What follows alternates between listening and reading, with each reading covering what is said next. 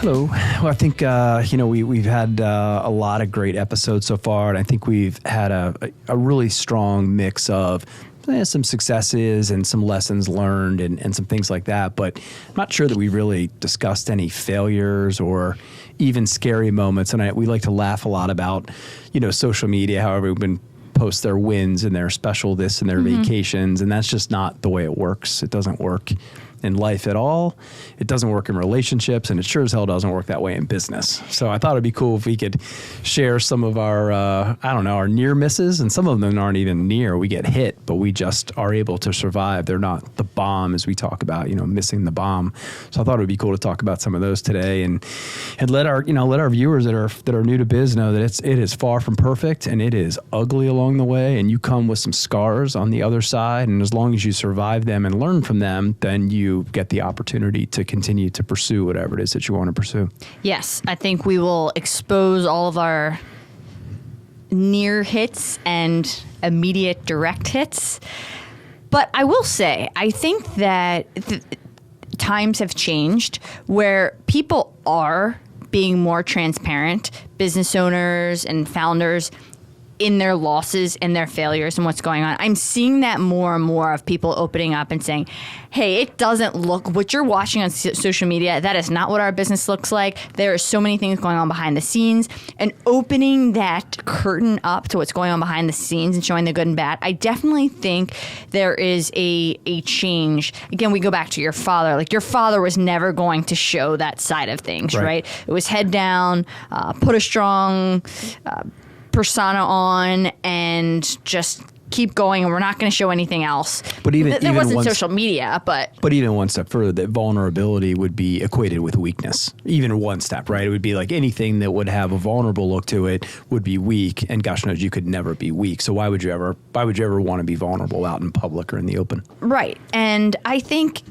really think that generation believed that. It's like, let's just do what we have to do.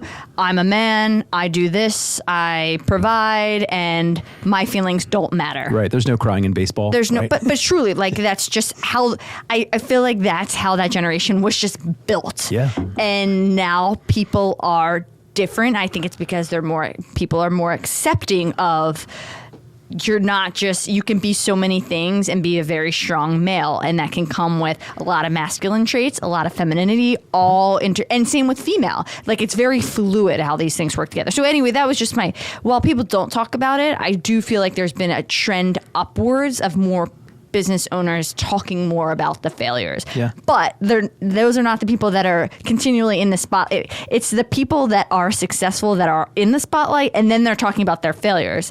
But there's a lot of people that never succeeded at all, and those are the ones you're never going to hear from. Yeah, unfortunately, because there's so many great lessons to be learned, and hopefully for us, the rest of us in the world, the ones that do fail, they'll give it another shot. They'll get it right. There's a great saying in the venture capital world is that you're not getting any money from us until you've lost all of someone else's money, where, it would suggest that failure is supported, even celebrated in spots, but hopefully a lot of those folks that don't get it right the first time wipe themselves off, get a second shot, get the funding or whatever they need to get to try it again, and then take all those learnings and get back in the game as quick as humanly possible. This is a little different than what you're talking to, and I don't know if I completely believe it, but I saw a quote the other day that somebody said, all the most successful business owners in the world are failed employees. That's true. Which is interesting. I know a lot of them. Yeah. True or not, I certainly know a lot of them. I know we talked about in one of our episodes how you got the push out of. I was a failed employee. You were a failed employee, and I've had buddies along the way that were failed employees and got that push. One in particular I can think of in the finance side of the business got that push right as Charles Schwab was bringing out their internet component, and they started to have these individual advisors because of the internet. They could connect into the mothership on their own platform, and so many businesses like that were just born immediately and constantly for that period of time. So yeah, I know a lot of people that gotten that nudge along the way. Our buddy from Made Plus, who's making the shoes, was with one of the large local manufacturers of shoes, and decided to break out on his own, and was somewhat frustrated about what he couldn't do and wanted to do what he wanted to do. And the only way to do it was to start his own shop, make his own shoes. And he is. Yeah, absolutely. So when you're talking about near misses, things that potentially could have taken your business down and out very early on, what would be the one that jumps out in your mind immediately? I have 3, but they're very different. Let's start. Okay, but I will. I'll start with one, but I'm going to pick one, and I think the one I'm going to pick is because it might not occur to anybody because it was an acquisition, and we made the acquisition with the intention of growing, and in the process, almost missed on the diligence to the point that it took out the mothership. And this was an acquisition that we made back in 2011, and it was of a packaging division that was underneath of a larger company. And I'm saying it that way because it made the diligence around the financials a little tougher to pull out. It was very mixed and very grouped together. And I made some assumptions very incorrectly. So when I looked at the numbers, right, I looked at their sales, which were comparable to ours, the same, maybe just a hair less. But for all intents and purposes, we were going to double the size of our business with the acquisition. So when it came time to look at the expenses and understand the financials and do the diligence, I just assumed that if we were using 3 trucks, just pick a number, right, or something that you'd have to bring on to service the business, that since we were doing $7 million or 8, I think it was 8 at that time, and they were doing $8 million, let's call it, that we would just need to double our trucks. Simple, right?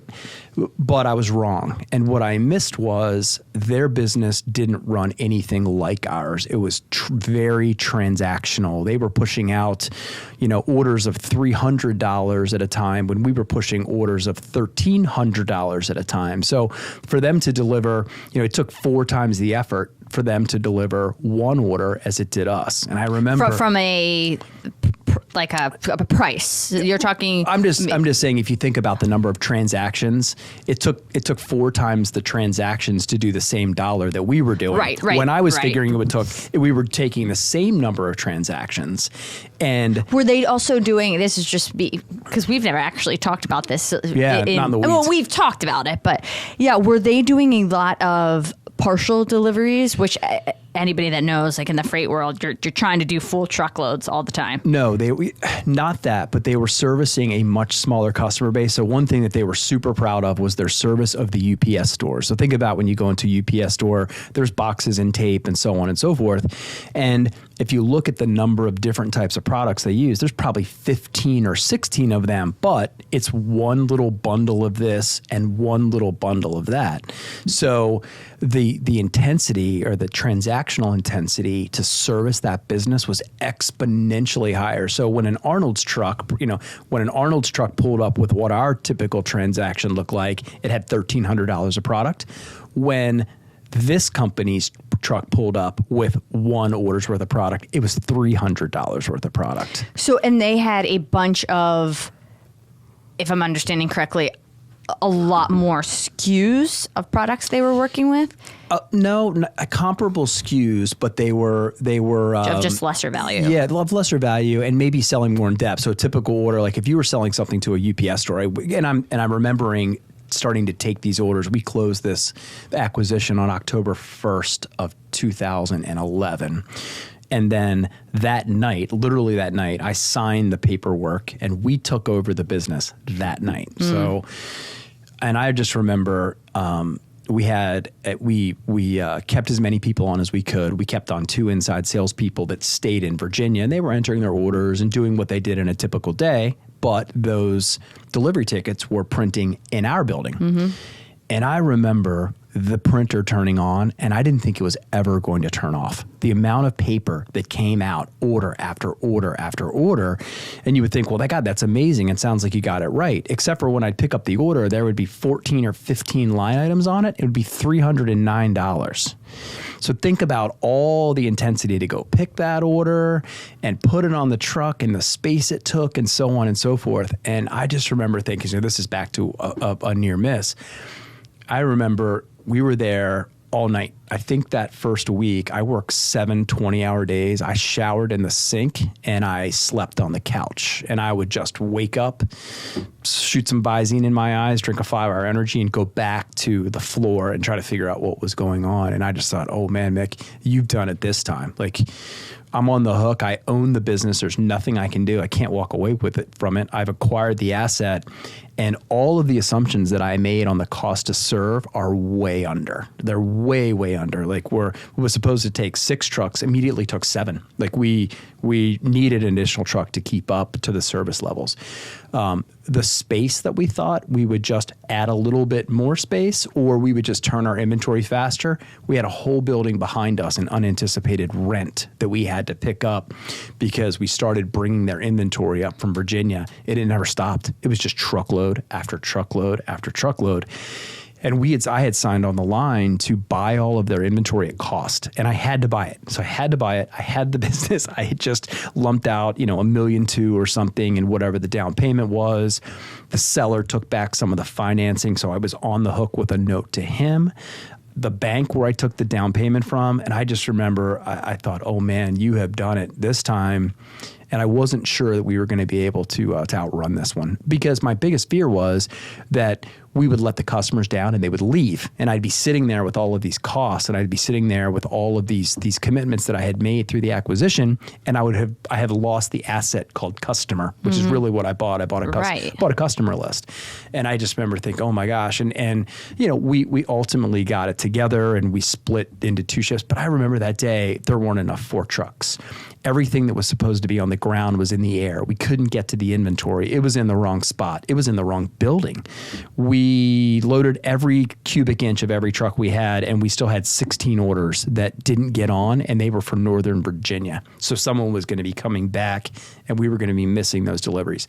I would say if there's one thing that allowed us to survive in that moment, it's that the business that we bought wasn't run very tight. I won't say well, but it wasn't run very tight. So, I had this expectation, when you buy something from us, if it's in by 3:00, it delivers the next day.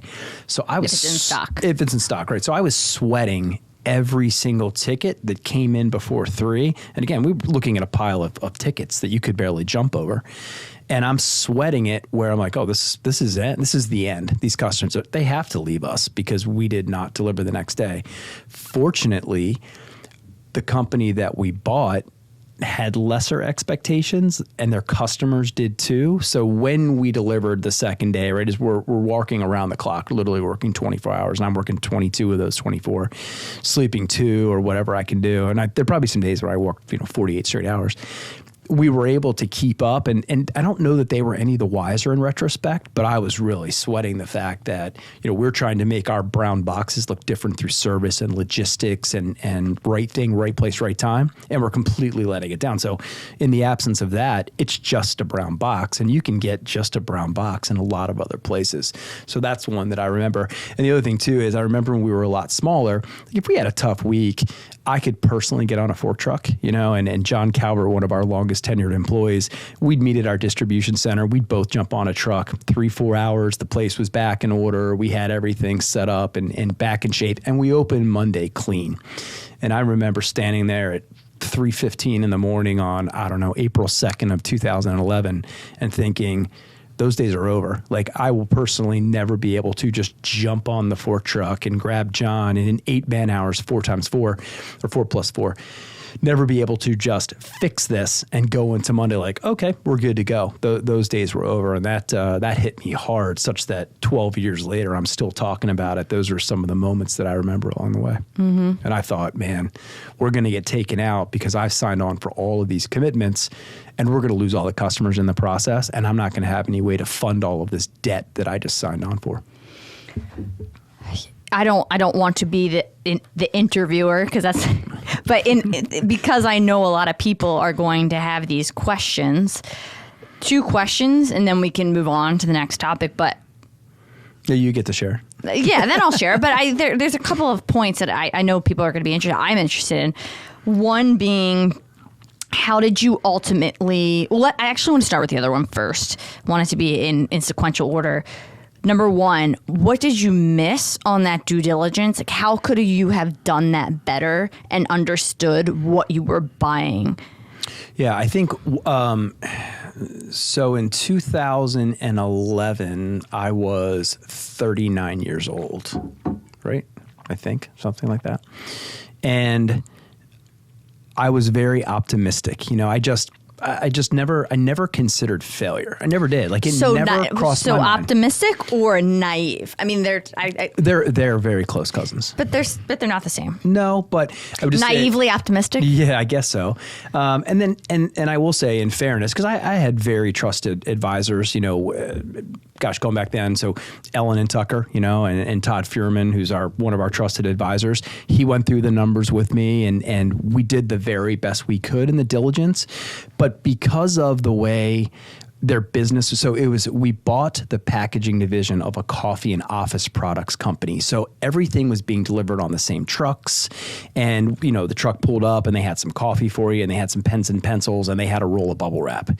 And it was hard to tell, like in those city deliveries in Washington, D.C., for example, it was hard to tell how much of that truck was dedicated to packaging and how much was dedicated to servicing the other things that they were delivering. So it was very difficult to pull out the operating costs and understand what they were. So, you know, when I made some of the assumptions, I was only able to look at revenue. Like, the only number I knew accurately was that their revenue and our revenue were pretty comparable. So then I just assumed that it would take the same amount of resources to service that business as it did our business. And what I missed on was how different the transactional intensity was. It was way more transactionally intense than our business. And gosh, I don't know what I would have done differently. I would say if there was enough synergies and the things that I was optimistic would work out and thought the numbers proved out, although I had many, many moments of doubt, certainly in those first 30 days, 60 days, as we are just swimming in this business and drowning, quite frankly. I mean, nose just above. I don't know in retrospect, because you know me well. I mean, I beat myself up when I got something wrong. It was, all right, dum-dum, like, how do we not do this? This was excruciating. How do we not do this again? Mm-hmm. And I, you know, in the same situation, I would dig in deeper. I would slow the process down. I would say emotionally, I always wanted to. That was an acquisition that got us into the Northern Virginia market, which I called on as a salesperson. And quite frankly, got my ass kicked down there. There were some businesses that were strong. They had been there forever. And I just couldn't break in. And I'm not sure if maybe emotionally that was my opportunity to break in. But I would say I would do what I do now. I would slow it down a lot more. I would be a little less eager and a little more careful. I mean, not lazy, not procrastination, or anything that looked like that. But I would certainly go, hold on a minute. I've seen this movie before. A lot of their operating assets are intertwined. When we go to pick off what we think is 1/3 of it and allegedly looks like our business, is that the truth? That's what I would do differently. Is I would spend more time trying to disassemble those three business units between their coffee, their office products, and their packaging to say, all right, so what does it really, of all these operations that we see, how much does it truly cost to serve? The truth was, it costs very little to serve the coffee and the pens and pencils. It costs a lot more to serve a bundle of bubble wrap and everything that looked like it in the packaging world, because it's all air, right? It's big stuff with relatively low value. So I would take the time and unbundle. I would unbundle that a lot more aggressively, and then I would be more conservative, and then I would round down. You know, where versus rounding up as I was moving a little too quickly, and rounding up on synergies and so on and so forth. I would reset both of those for sure.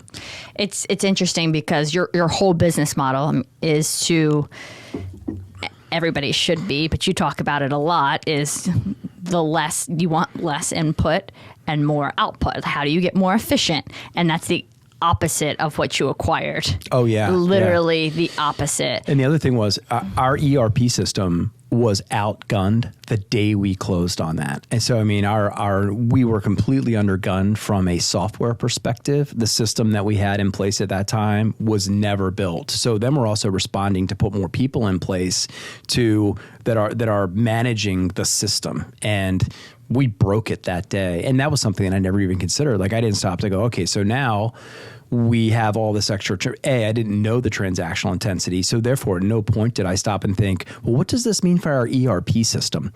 The people that are using it, when the stack of tickets comes back and has to be invoiced, how long does that take? What does that look like? Where does all this other, how do I get all of this other output? And the only answer was with more input. Like you just said, right? All I could do was add heads and man hours and all of that stuff. So we broke our ERP system, which had me replacing it ultimately in October of 13, after another 1 year search event. Which we talked about in another episode. Sometimes that's an amazing thing when somebody, in this instance being a company, but as I talk about a customer, like breaking our system or we cannot keep up with them. It's not what you were looking for, but sometimes silver lining, it's like this is great because it forces you to upgrade, enhance, get better, or make this thing broader so you can handle more customer needs. So silver lining. Yeah, I mean, just too, right? We're talking about near misses, but in that moment, I thought that I had exposed us to extinction. Like I thought I had taken the company out. I really did. It crossed my mind. I was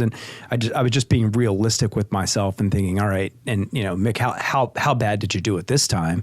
And I thought I had exposed us to extinction in that moment. And that's a great motivator. You get your shit together in a big hurry when you're looking around at all the people that you've now put in jeopardy when you were supposed to grow and be better on the other side. And now you've put every single person and your legacy, I mean, care or don't care, all of your family's hard work, you've now put that in jeopardy through some suspect choices or decision making in the process. It's frustrating. Which really, I mean, frustrating, I don't think frustrating is not the word I would use. It's every emotion, terrifying. Well, it's impossible to understand. So as we're talking about the pressure of running a business, I mean, that is a perfect example of when you're like, holy shit, I just made a decision. Ultimately, you call the shots, right? So there's a lot of input, but it all lands on you. You're the one who makes that executive decision, and you're putting everyone else's livelihood at stake, at risk, and no one can understand that until you're in that position, and it's a hell of a position to be in. Yep. So those are the moments where you earn your keep. It's part of it. It's what you sign up for, but it is something that you cannot describe and you only can experience it. Yeah, and who would think too, right? Just the idea of the risk of growth. I mean, if you don't stop and think about it for a second, I mean, I had all the greatest intentions of the world. Make an acquisition, grow the business. There was a lot of employees that we were picking up in the process that were great. They were really strong, and I was excited to have them and welcome them to our team.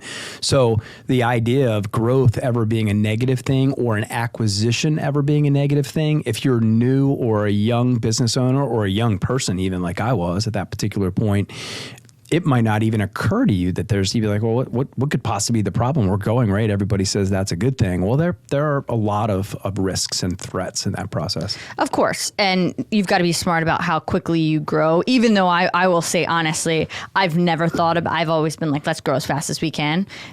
And yeah, the answer is yes. Now, what would we say? Until we have an order, we don't have a problem? I mean, everyone's philosophy is like, yeah, exactly. Everyone's philosophy is like, oh, you got to nice and steady, a smart strategic growth. I've been like, balls to the walls, let's go all the time. I still think like that. Yep. And that is how my mind works. And I think it's how it will forever work. It's just let me go and let's figure out how to support it as we're growing at crazy light year speeds. Well, it's funny just because, and I have an idea what we're going to talk about next, and just the idea that by trying to go on offense, we were put on incredible defense in the process, right? I mean, our intention was to grow and be on offense, but man, we got pushed into a defensive mode in a very, very big hurry, which is, I think a lot of people think about when you talk about near misses, you think about something really bad that happened that really makes sense. It was foreseeable, or that's always been a problem.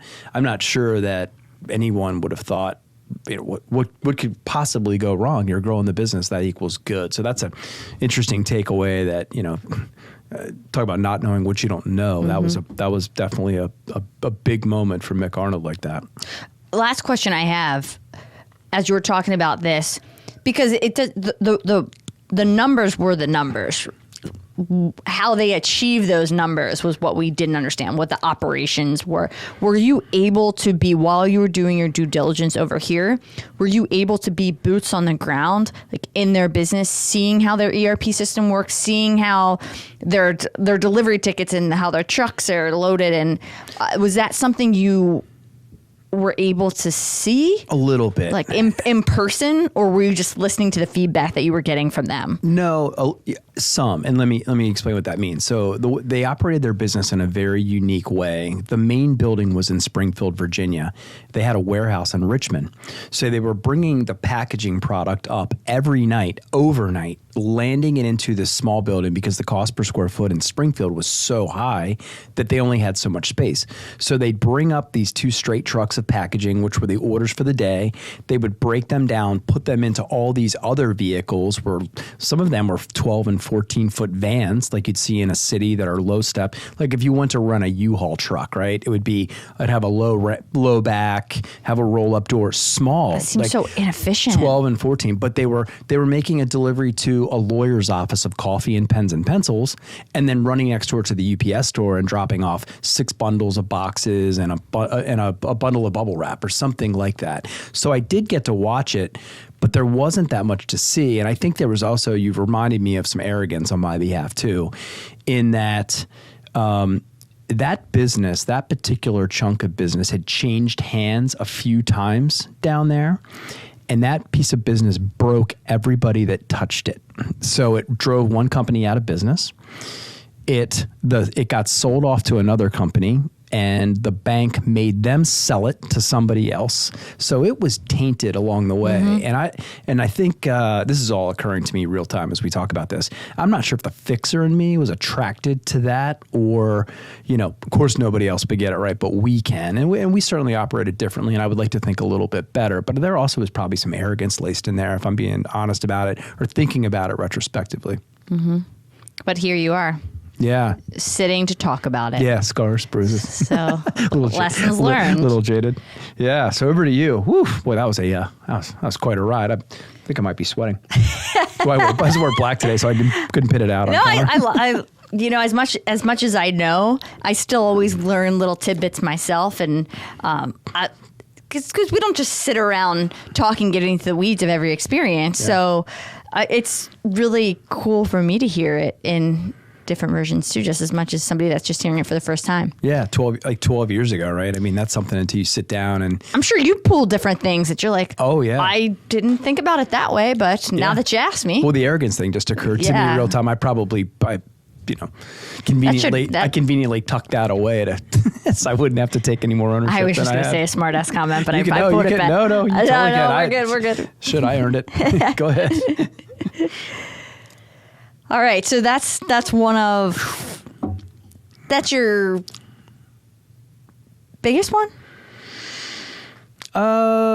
Boy, that's right up there. First that comes to mind. That's right up there. Yeah. There's a couple others I'll get into.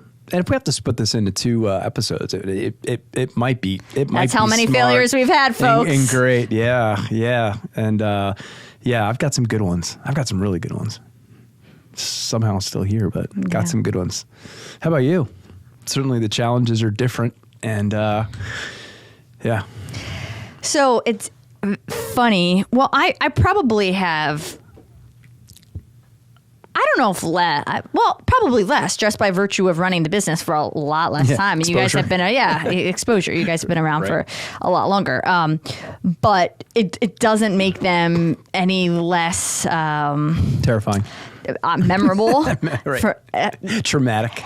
Yes. Traumatic. And something we were talking about before we came in here into the studio was that I've had so many very recently, relatively speaking, because I've only had the business for less than 7 years. I started in 2016 in September, and I almost have blacked them out. It's like I blacked out on some of the terrifying almost misses, failures.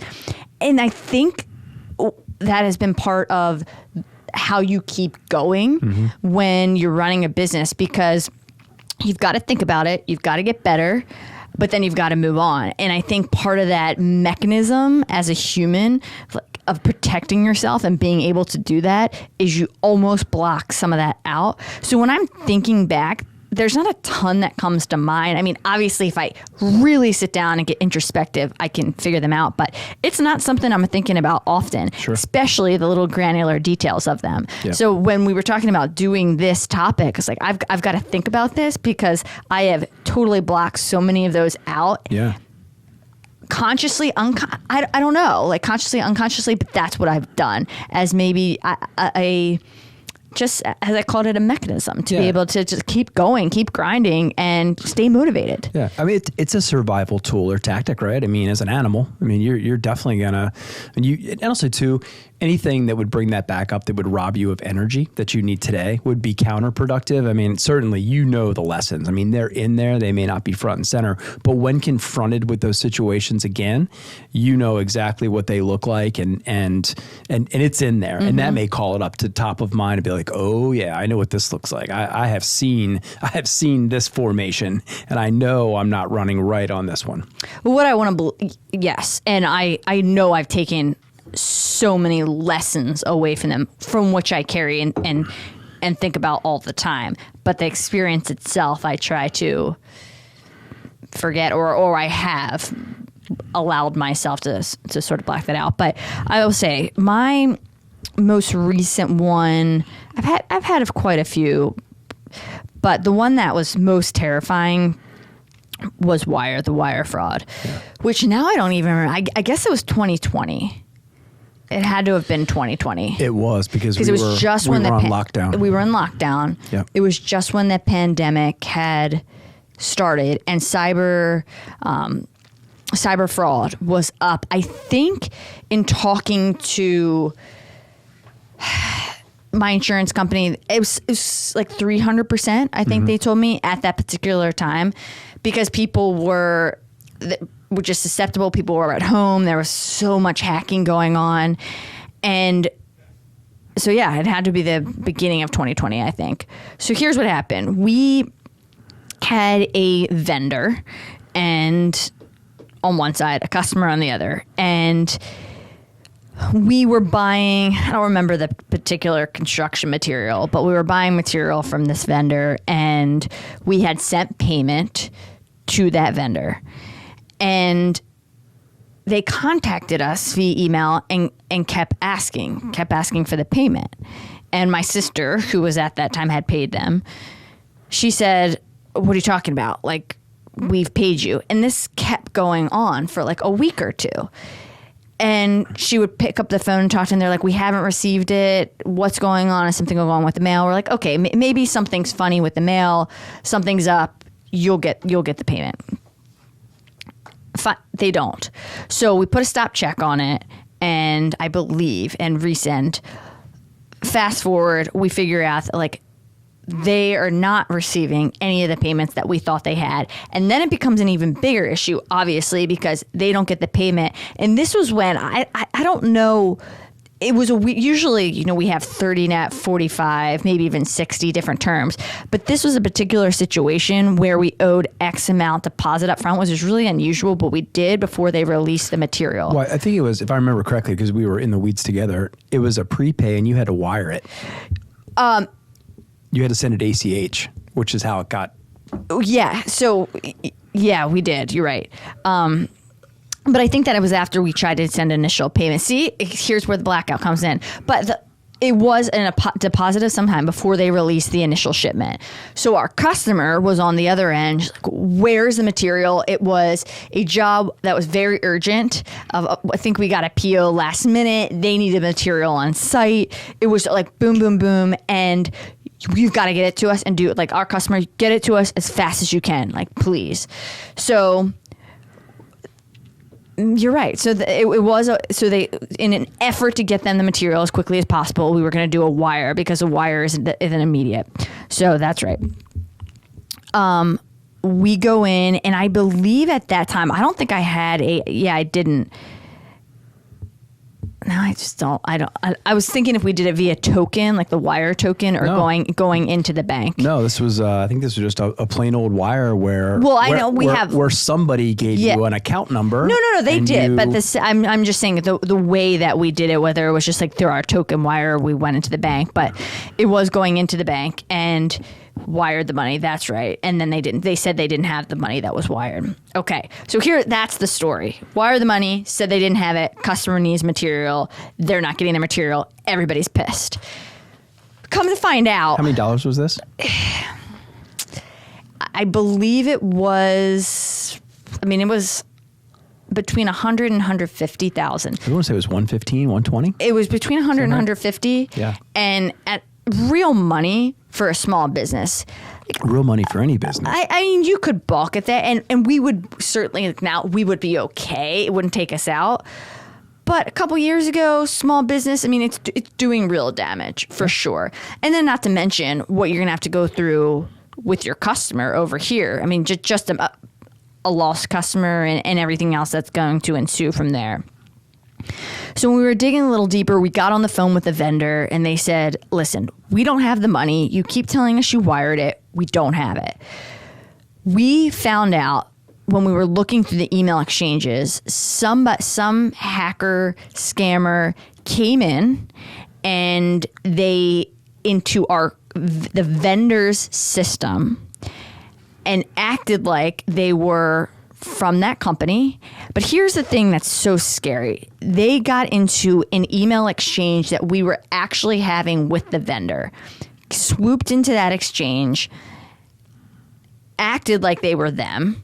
And the email exchange, the name was exactly the same, except one letter was off. Yep, I remember. And it was a long email, so you really had to look at it. Like, even after the fact, I still had to scroll over it and really look at it to identify the letter that was missing.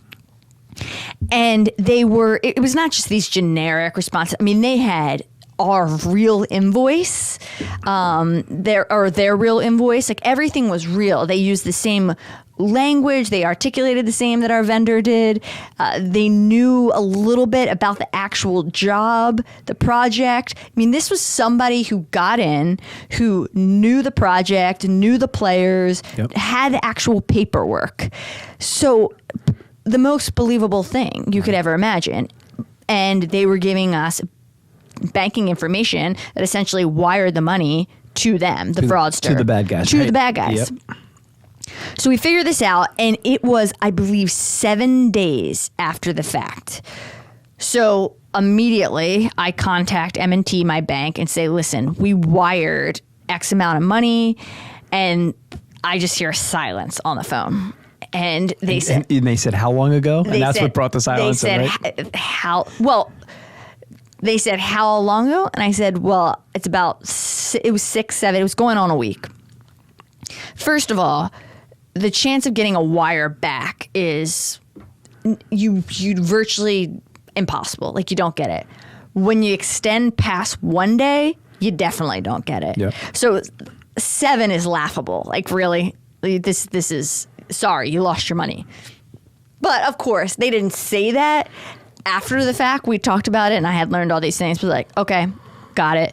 They put their head investigator on the case from the bank immediately. And which bank?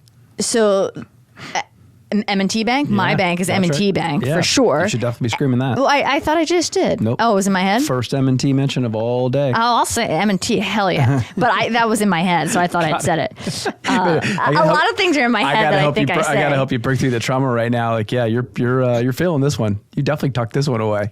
Yeah, this is almost embarrassing that I can't speak about the details. But I remember walking into our living room and you were on the couch. That's part of the story. Oh, I get it. We'll get there. I remember that part. But yeah, so had investigators on it.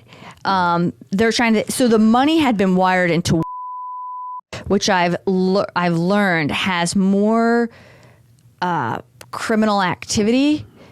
Probably a better word. I'm not sure if that's what kind. I don't know if there's a particular, but than any other bank in the U.S. So it wasn't shocking to M&T Bank that's where the money had been wired. Well, these people were clearly amateurs, because when the money got wired, they went to Wells Fargo and they tried to pull the entire deposit out at once. So it got flagged and the money did not leave the bank because it was flagged. Well, then instead of, if they would have come back and just tried to take a chunk of that out and just kept doing that, consecutively, they would have gotten the money. They went back and did the same thing and tried to pull all of it out. So it got flagged twice, which means 7 days later or 6 days later, whenever that was, it had not left the bank yet. So one day I wake up and I am just, you had seen me the day it happened. You came into our apartment. I was just, I didn't even know what to do, a mess. And woke up one morning, I hadn't slept those few days, and I see this credit as in our bank account. And sometimes, I talk to my sister and I was like, do you see what I'm saying? Like, it looks like the money's back. And she's like, no, it's a credit. Like, this happens all the time when, if they're going, it could be just the fact that like they're going through an investigation and it's pending and it doesn't actually really post. So that I don't know how that works, but in my head I was like, yeah, that's probably what it is. Because you were prepared for it to be gone, right? I mean, that was 100%. The likely outcome. Yes. Very likely outcome was, it was gone. It was, I don't know, whatever hour, at abnormal hour, and I'm texting my banking agent, and he writes back, he's like, no, that shouldn't be there unless you have the money back. He's like, let me figure this out. Let me figure out what's going on. And he called me back. He's like, yep. He's like, the investigator tracked it down. We got your money back, and then told the story that I just told you about how clearly they were amateurs. Yep. And we got the money back. But that day I called the bank and I said, set me up with, so I called the bank and said, set me up with the person that can set us up with every security measure there is. There's multiple password authentication, but like so much more than you get an email every time there's anything you can think of. There's positive pay for people that are putting checks out. That's something that we've indoctrinated through the pandemic. As a protection. Yeah. Now anything over X amount, they text us. To make sure like that was a transaction by us. I mean, anything you can do. So that was, we didn't have the security measures in place we needed. I'm not saying we wouldn't have been duped. I really believe, I'm not sure we would have ever picked up on it, but we would have once we went to wire. Like that actual sitting there, putting the wire through at the bank, like we would have been stopped somewhere from A to B. Right. So that was the silver lining of it, is that we got all that in place. And then worked with insurance to make sure we had all the cyber insurance now, which is just, I mean, ever evolving. And now there's always more and more cyber insurance, blah, it's just going up. But have to have it, because when that happened, I contacted the insurance company to say, hey, when I thought all the money was less, like, what can you do here for us? Are we going to be able to get some of this money back? Can you help? And it was almost like, you have some security, you have some coverage, but not the particular coverage you need. And it's like, well, what the hell am I paying for this over here? Yeah, well, it covers a portion of like security fraud. Yeah. And it was that lack of understanding, and you just believe, okay, I've got cybersecurity coverage, I'm good. No. And it was almost like, we can't help you, which really made me angry, but I did have to look at myself. Did you read the fine lines of which I actually bought there? Probably didn't. Sure. So in the end, all we did was heighten our security measures, but it was a terrifying experience for that period of time. And I won't forget. Well, I would say I won't forget it, but I forgot all of it, clearly. Well, I do remember one thing. So takeaway, because we talk about this on a fair occasion, is war room. Because I remember when I walked in and you had, and all of the color was out of your face. And I said, what is going on? And we talked about it. And my first thought was, who do we know? I mean, in general, our first thought is, okay, this is not our expertise. Who do I know that's way smarter than me about this? And we called, I think, we called, our attorney and accountant and said, here's the situation. And they both had gloomy outlooks, right? There wasn't just like the call to the insurance company. Yeah, it's not looking so good for you. Like the bank. Yeah, not looking so good for you. And these guys were great. I mean, they were certainly on our team, but they were also being very realistic with their experience and saying, And by the way, it had happened a lot. You know, they were having clients that were getting hit in the same way, more money, less money, same way, a little bit different way, but it was absolutely rampant at that time. And just this whole idea of people dropping in front of emails. I had a very close friend whose assistant was walking down the hall with a check and said, "I'm getting ready to drop that check for you in the as you instructed in the mail." And he said, "What are you talking about?" And sure enough, somebody had dropped into an email and it was impersonating him. And there was this trusted assistant just trying to do the right thing, running down the hall with a check to send it to the bad guys, and flagged it and caught it. And it was a good outcome, but it was that close. It was that close where somebody thought where they were certain that they were talking back and forth. Crazy. It is crazy, but as you alluded to, the war room, and this right after that, not right after, but a couple months after, when I'm thinking about the experience, we went out to dinner and we brought the MNT team out with us. We're like, I owe you times 1,000. Like, get whatever you want on the menu and drinks, because you got my $150,000 back. But it's just how critical that war room is. And it's in those moments, like they're there all the time, but it's in those moments of absolute desperation and the hardest challenges when you're really struggling that you realize how important your war room is. And we should realize that all the time, but it's just human nature. You don't until you're in the depths of a problem. So right after that happened, I was so just happy that you had introduced me to even the idea of a war room, and I had built one, and I had put time and effort into nourishing those war room relationships. For anybody that hasn't listened to some of our former episodes where we talk about war room, it's just a group of people that are all experts in their respective fields that you're not an expert in, and they've got your blind spots and they've got you covered. And if you've got a question about anything, that they are your expert, and you go to them and you just lean on those group of people and you keep them very close. And that's what a war room is. And in that moment, I was like, I am so glad I have spent years building this team, because I believe M&T probably would have gone to bat for anybody. But did they go to bat for me a little bit faster because I had really put so much time into that and energy into that relationship? Maybe. I mean, again, when you go back to, you're working with human beings that have emotions. Like, if I have somebody that's been amazing to me, that I've got a good relationship with, is it in my human nature to probably act a little bit faster and harder for that on their behalf?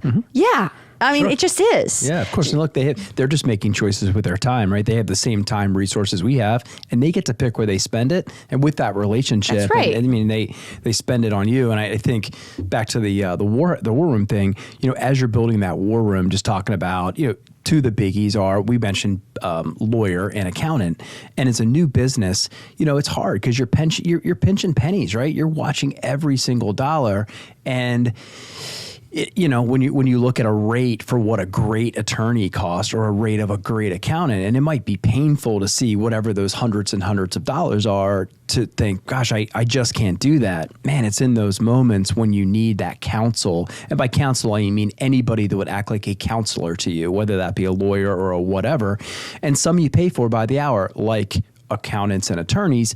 Others you pay for differently, whether it's your insurance guy, your bonding agent, right? You talk about Reggie a lot, who's been such a value to your business. I just got off the phone with this morning. Right, yeah, really, for another war room type event, because you thought, who do I know that knows this better than me? Reggie. Yeah, and I think actually this would be good. Let's go into a little bit more of this war room and end on the war room, and then we can get into our other near misses on a whole other episode, because we've got so much to talk about.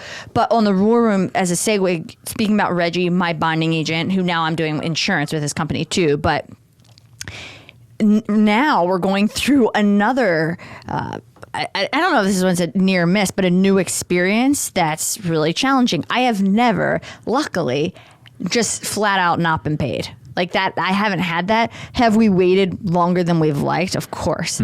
Like this is where we are not getting paid. We've been told by the CFO of the company that they're struggling financially. Everybody else we talk to is also not getting paid by them. So this is, I know we're at risk. Clearly, I didn't know this before we got into business with them. And so we've got I think it's $180,000 It's $180,000 that we just don't have. And our customers, they're big manufacturers. They're like, where the hell is my money? Yeah. And I'm like, where the hell is my money? We delivered this product. It's been installed. Like, it's really black and white. And I'm looking at the aging report. I'm like, holy shit. So if you're not familiar, like, you only have so many days where you can lien a job, which means stop the job if you haven't been paid. Mm-hmm. So you've got to make moves within a certain period of time. Luckily, the job is bonded, so we can go after the surety, the bond, to get our money. But it's not that easy. You have to get claims attorneys involved. So now we're like, okay, we haven't been paid. This customer is no longer even responding. I mean, I'm like, I'm going to have my guys just show up at your door. I'm everything to get our money, mm-hmm. but we're getting no response. We're getting nowhere. So, of course, I call Reggie, and he goes out of his particular role and more, right, and helps me contact sets it all up. I'm in contact now with their claims attorney, who won't answer me either. They were supposed to have a meeting with this customer and get back to me on Friday. Like, what is the deal? When are we getting our money? No response. Call their mobile today. Mobile mailbox full. Call their office today. Office mailbox full. I'm 4 emails deep. Yeah. Not getting response. Call Reggie. What are you going to do? Oh, we're going to get your money. That, right. He said, he didn't say it like it's a little more colorful. We're Yeah, gonna get your money. I heard that conversation. And just send me the emails, and we're going to do this. And it's just like a ride or die. Yep. And I think, as we talk about, when you're looking for your war room, really important for people to think about, it is about, you want to bring people in that are the best at what they do. Of course, they're experts. They know their field. That's a given. I mean, I don't think really, but you have to get people that align with your attitude and your mentality and your personality. Like, one of the reasons Reggie and I jive so much, like, we're on the phone for 1 minute. Like, what do you need? What? He picked up the phone. He didn't even say hi. He said, what's wrong? Right. Because I don't call him unless something's wrong. Yeah. I mean, but for because he knows me, I don't ask for anything unless it's a big deal. What's wrong? Tell him. Let's go. Let's get out of it. And he's got this like total edge, and he will tell you like it is. Mm-hmm. He will get vulgar, whatever he has to do. But that's me too. Right. Like I will get in there and I will mix it up and I'll rumble with you if we have to. But I love that edge about him. Like, let's just do this. Yeah. So having the right people with the right mentality, like, you've got to align, because that's just as important as how much they know. Yeah, if not, you're going to be frustrated, right? Because you are in this moment and you've called on, like, we have a great labor attorney in the same vein, where you get into a situation where someone leaves and you have a non-compete or something like that, right? And you want it, when it's time to fire one over the bow, which is what you're talking about with Reggie, you're to that point in this situation where you need to pick someone to fire one over the bow. And I've had situations like that where, when they're right in lockstep with you, you don't have to suggest firing one over the bow. They can hear the urgency in your voice and know exactly where you are without any more conversation. And they're already packing the cannons. They are ahead of you in packing the cannons, and they've already got the fuse lit by the time you get to them. And that's where you show up the same and ready to put the same type of energy into the relationship. Yeah. Otherwise it's just technical expertise. That's great, and it's mandatory. But a lot of people have that. Sure they do. Absolutely. I mean, it's like a lot of people have the same skill set. If people just, there's so much more to it than just your skill set. Like, I don't think as a business owner I am smarter in one particular field than anyone else. But I do know that I will scrap and I won't stop. But it's all those intangibles that help me with the business and maybe have an edge or an advantage. Right. So there's so much more to it. And I think Reggie's closing words were, I got you, I'll be that asshole, and hung up. Right. And it's just like, thank you. And you're right. Like, you want people to, if you don't feel like people are meeting you with that same energy, like what you are feeling and need is not as important. Like, you want people to meet you. And if he came to me with the same thing, I would show up with that same energy. Sure. So it's everyone there. Like, on your same level, showing up, meeting expectation standard. Well, like when he came to you and said, well, now in addition to bonding, we're also into insurance. And you're like, hell yeah. You know what that meant or what they were doing. But because he said it and they were going to start doing it, your immediate answer was, I'm in. Yeah. Now, what's the question again? I'm in. Because it's you. I want to under that question? umbrella Right. all Absolutely. day. Yeah. Because it's the people. And I know they're going to go to bat with me. I'm not going to be in a situation where there's wire fraud and I've got the insurance company basically raising their hands like they can't help. Shrugging their shoulders even. It was like a phone shrug. I would say it's like wiping their hands. Yep. And maybe they couldn't. Maybe they really couldn't legally and we weren't covered. Yeah. But they didn't even show up to explore what. Am I yelling? I feel like I'm yelling right now. No, you are. You are very passionate about what you're saying. And Tommy can always moderate. You can modulate her screaming, right, Tommy? I'm like, I'm screaming right now. He's over there looking at the bars, jumping off the machines. Yeah. He hasn't stopped touching your volume button. I can see him out of the corner of my eye, But turning you down. I just every time you rear back for comedy, he's like, oh hell, this is gonna be loud. I think we can just close saying like, just if you surround yourself with people that show up with the same energy and intensity, that's a great word. Yeah. You can go where if you're all riding on that same wave, like you can do whatever you want, but you've got to be so particular about plucking those people out and then making sure that you just like give everything to that relationship, nourish it, grow it, build it, and create that bond. And then like, you got it. So we started on near misses, which was great. And then having to be able to lean back on your trusted partners when you get yourself into that, pickle. I use a very kind term. Pickle. Into that pickle. God, what a nerd. Who the hell ever says that? Jesus. That's what happens when your dad's 50 years old or you have words like pickle. Pickle. You know, we were in that pickle way back then. Remember we were back in the Ford and yeah. So, but I think the greatest thing that you can take away as the near misses, and that I mean, both of ours could have taken us out, is we're on the other end talking about all the amazing things we got out of it. And that's just life. Like, those, if you're not uncomfortable and you're not taking risks, it's cliche, but truly it's the only way you get better. And it's because you have to. Like, you are absolutely forced to get better. And until that happens as a human being, like, we're pretty okay as humans with being content and comfortable. Who wouldn't? That's we're humans. Absolutely. So until you are forced out of that little comfort zone, like, holy shit, this is uncomfortable, I've got to fix this, then you do. Yep. And I think that is the reason that we do what we do. And you're going to go through these ebbs and flows. But when you're down here, when you're here, you're down here. Oh, nobody can see my hand if you're just listening. But if you're just, par of the course, then you have wow, you are a beauty today. I mean, this is going to be, I can't wait to listen to this back. This is going to be amazing. Tommy, you have your work cut out for you making this thing. Woo. Well, if you've got a dip, just burned your microphone's on fire. All right, we're going to end it now.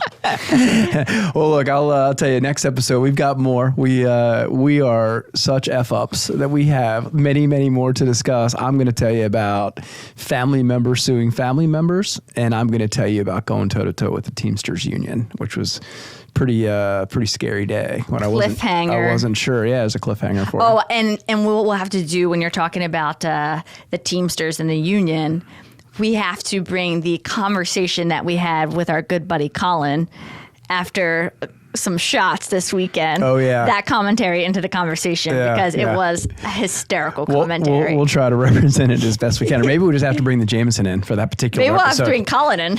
You know what? That could be even better. Yeah. Good God. Talk about, you really have your work cut out for you, Tommy. We bring Colin in. Yeah. All right. Well, fun as always, man. That was a rocket 55 minutes today. Yes. So, man, I know how to wind you up. Woo. All right. Sorry about that, guys. I'm gonna have to get some rest between here and next episode, so I'm back on point. Cheers. Cheers. Cheers. Well done. Got me Tommy, a pickle. thank you as always. All right. Stay out of pickles until we come back.